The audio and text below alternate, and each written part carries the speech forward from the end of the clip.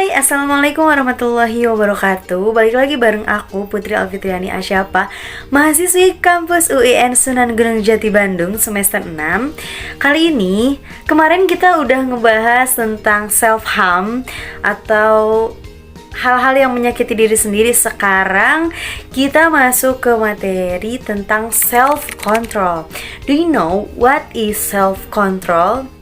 Nah, maka dari itu teman-teman semua, kita harus mengetahui apa saja yang harus kita kendalikan terhadap diri sendiri. Self-control adalah cara kita mengendalikan diri kita sendiri dalam segala hal, segala aspek, segala kondisi, dan segala situasi. Yuk kita bahas bareng-bareng. Apa sih self-control itu? Kalau misalkan di Indonesia kan self-control adalah cara pengendalian diri sendiri, mengontrol diri sendiri. Nah, beberapa para ahli juga mengatakan nih bahwasannya self-control itu cara kita mengendalikan diri kita sendiri, maupun itu hal positif atau hal negatif yang memang bisa kita tolak. Teman-teman, kenapa sih kita ini harus banget mengontrol diri kita sendiri? Karena gini loh, manusia itu kalau misalkan nggak bisa mengontrol dirinya sendiri, bakal mudah dibodohi, bakal mudah juga banyak masalah.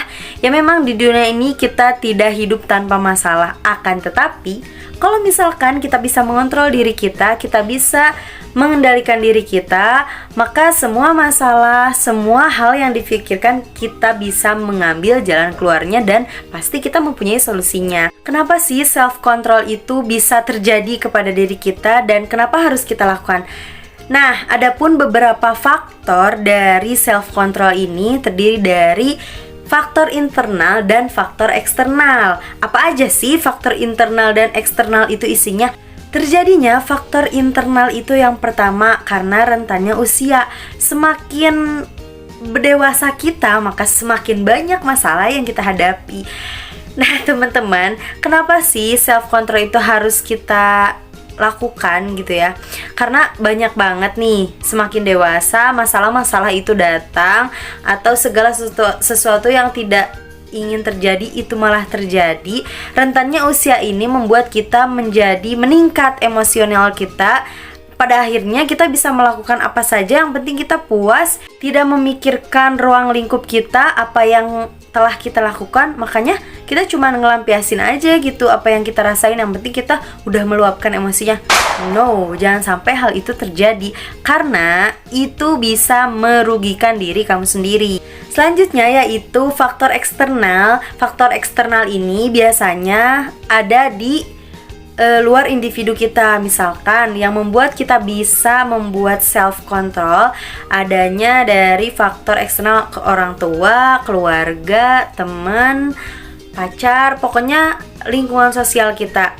Nah, makanya terbentuklah self-control kita gitu. Jadi biasanya kadang sih ada kita bisa mengontrol diri kita, namun ada juga yang tidak.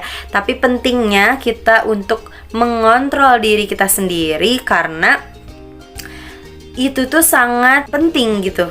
Karena kalau misalkan kita nggak bisa nih ngontrol diri kita di ruang lingkup kita, maka yang akan terjadi adalah kita bakalan jauh dari orang-orang. Kita bakalan ngerasa gak punya temen, ngerasa gak ada yang peduli dari kita. Pada akhirnya balik lagi ke yang kemarin, kita bakalan self-harm karena ngerasa orang-orang itu gak ada yang peduli, orang-orang itu gak ada yang ngerti kita gitu. Padahal sepertinya yang dilihat itu kesalahannya ada di dalam diri kita, misalkan gitu. Karena diri kitanya gak bisa mengontrol diri kita sendiri. Selanjutnya yaitu membatasi individu diri kita sendiri atas hal-hal negatif.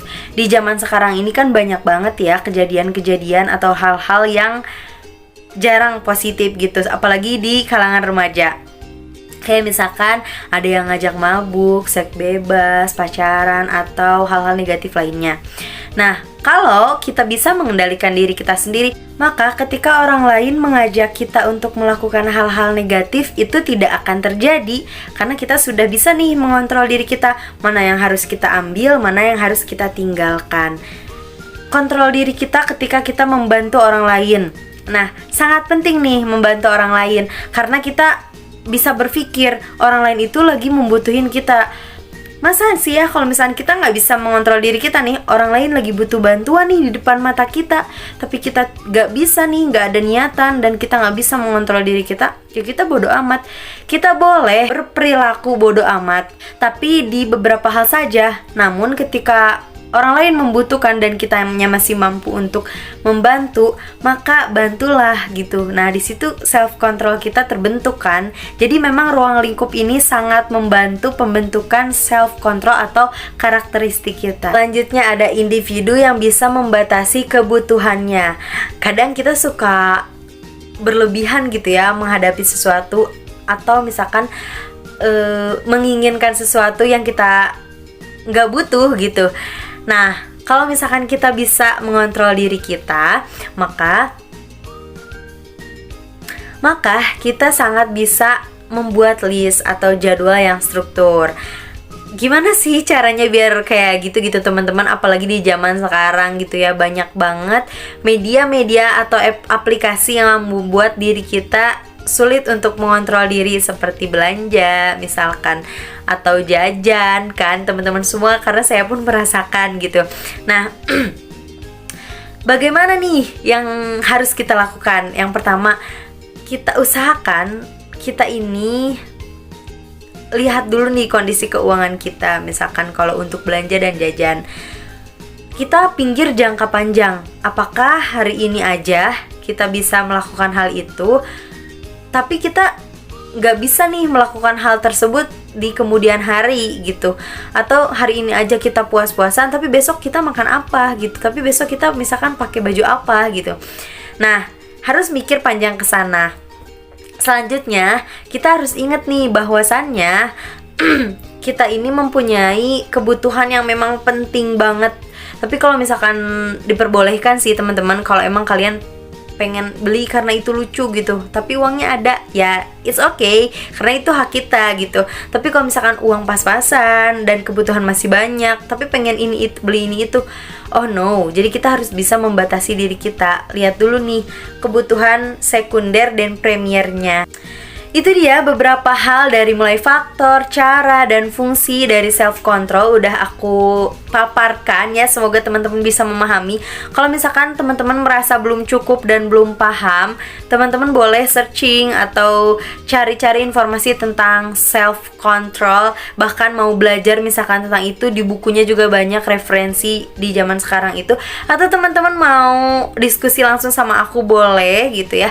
Cek aja Instagramnya @PutriAsafa. Teman-teman boleh DM aku, karena aku suka banget diskusi gitu, apalagi perihal tentang mental health atau ya tentang pengontrolan diri lainnya. Mungkin dari aku cukup segitu aja ya. Semoga bermanfaat. See you next time. Bye. Wassalamualaikum warahmatullahi wabarakatuh.